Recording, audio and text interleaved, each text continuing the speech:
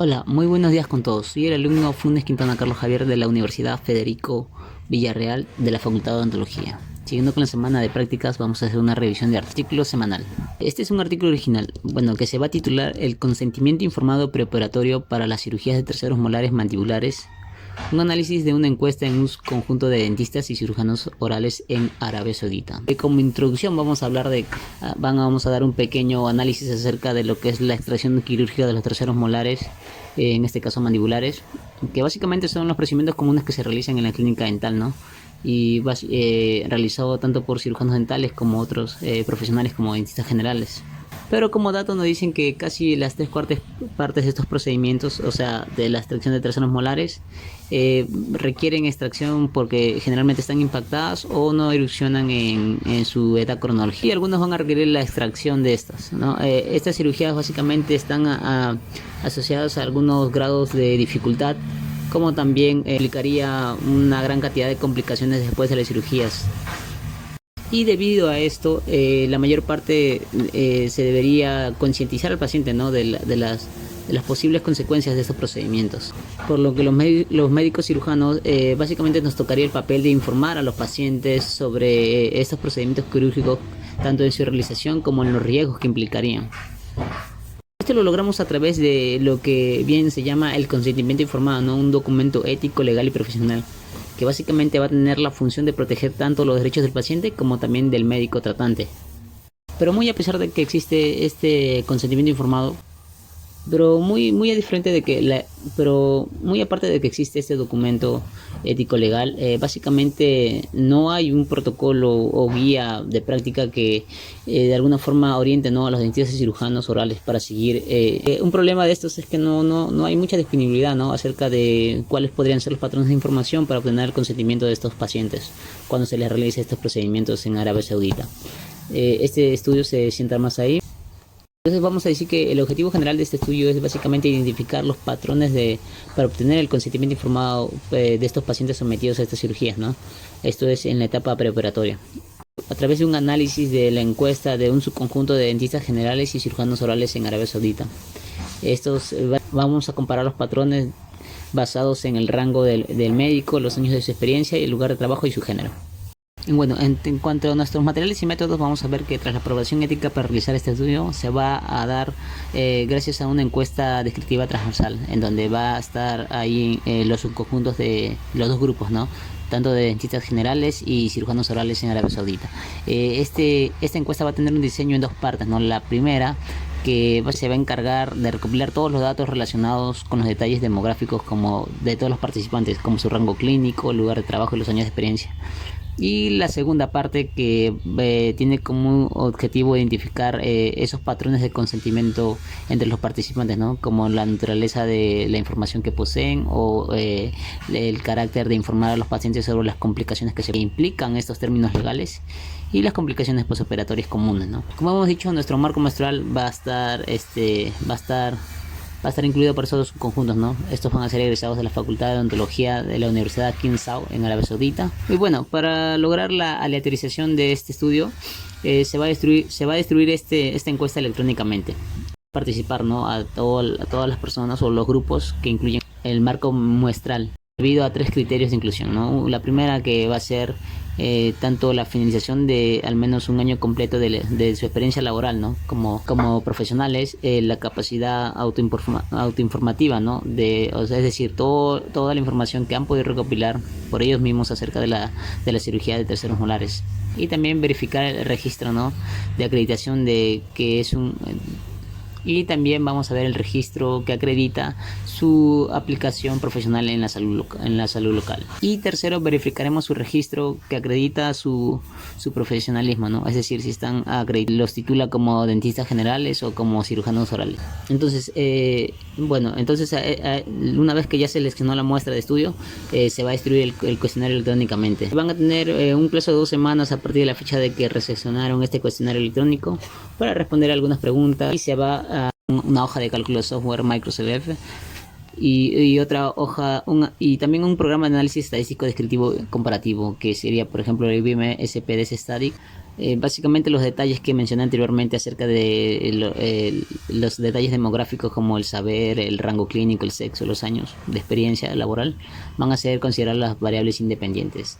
En cuanto a nuestras variables dependientes, vamos a ver que van a ser todo lo relacionado con los patrones de consentimiento preoperatorio, ¿no? Como la obtención de ese consentimiento, la naturaleza del consentimiento, si hay un testigo cuando se obtiene ese consentimiento, unas complicaciones, ¿no? Sobre la obtención de este documento.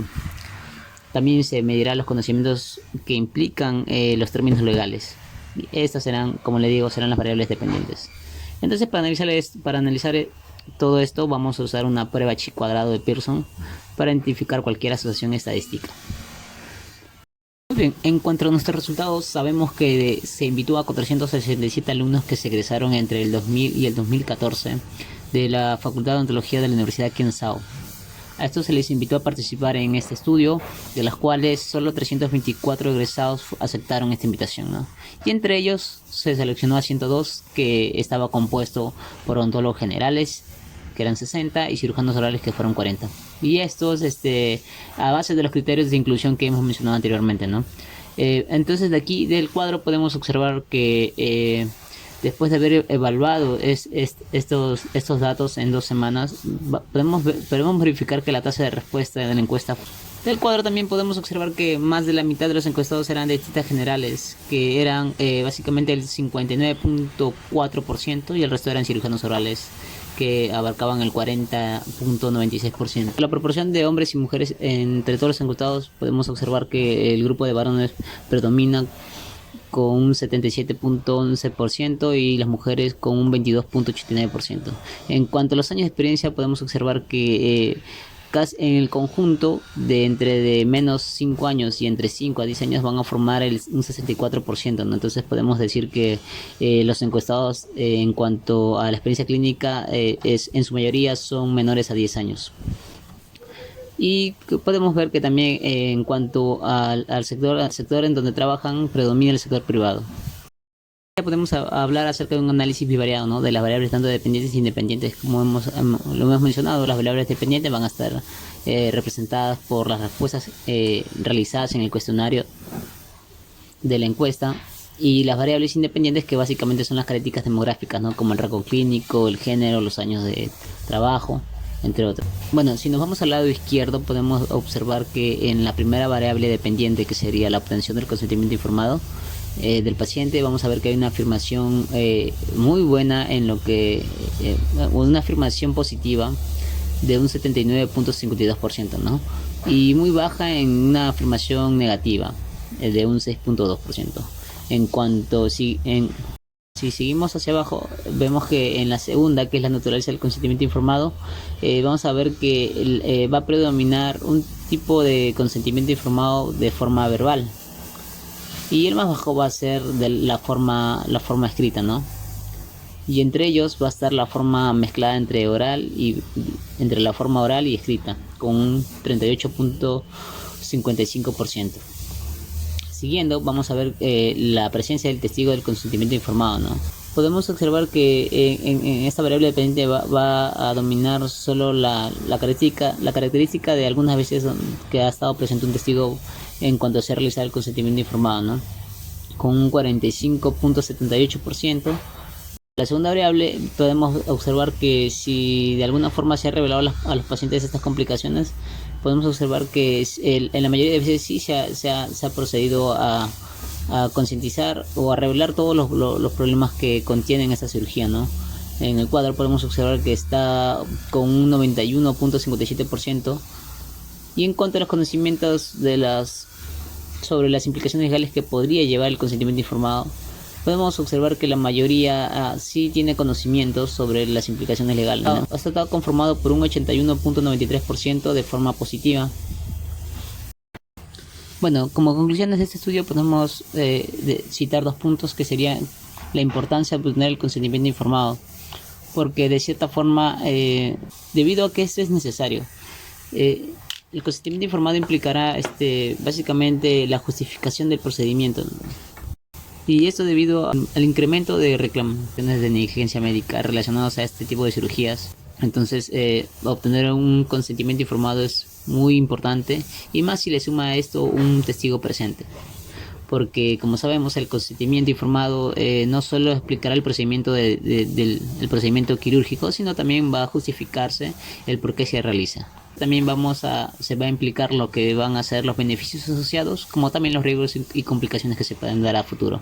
También se enfatiza que es una responsabilidad legal de todo médico que realice este tipo de cirugías obtener este consentimiento informado. Es muy importante tenerlo presente y documentarlo para evitar futuras disputas tanto médicos como legales.